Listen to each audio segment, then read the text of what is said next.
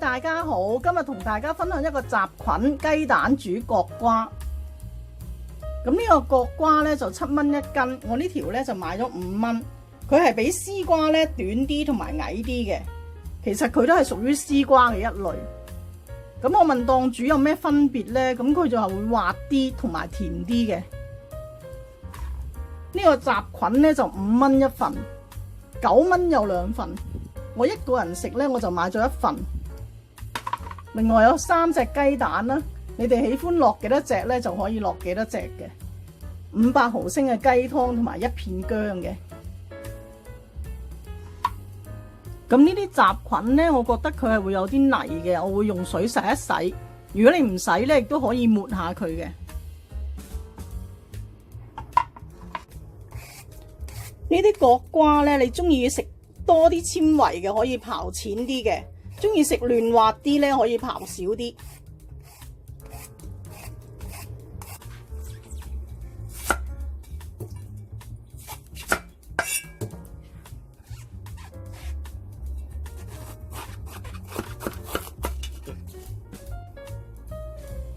呢啲角瓜呢，的確係幾嫩滑嘅，咁唔需要去除嗰個心噶啦。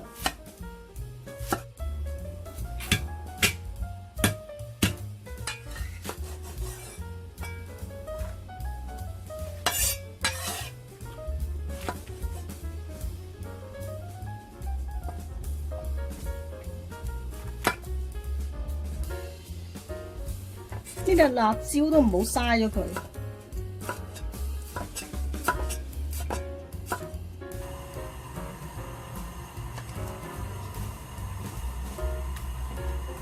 煎一煎呢個蛋先。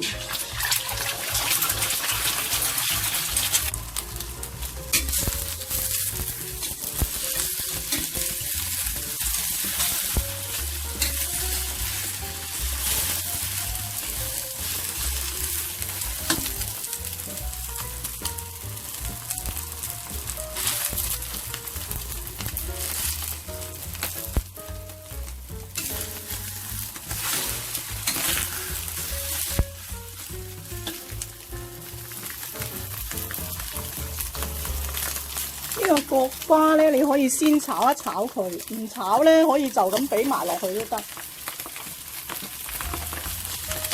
雜菇啦，連埋1片薑啦，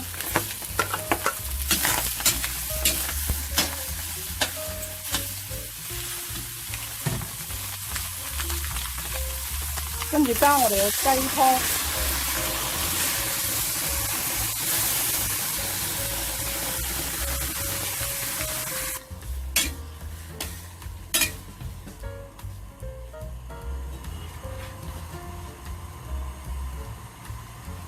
俾翻適量嘅鹽，啲雞湯咧係有味嘅，鹽係唔需要俾太多。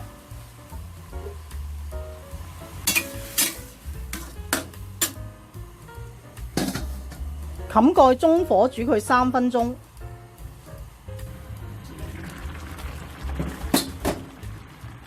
咁如果你中意食粉絲蝦米咧，亦都可以落啲粉絲蝦米嘅。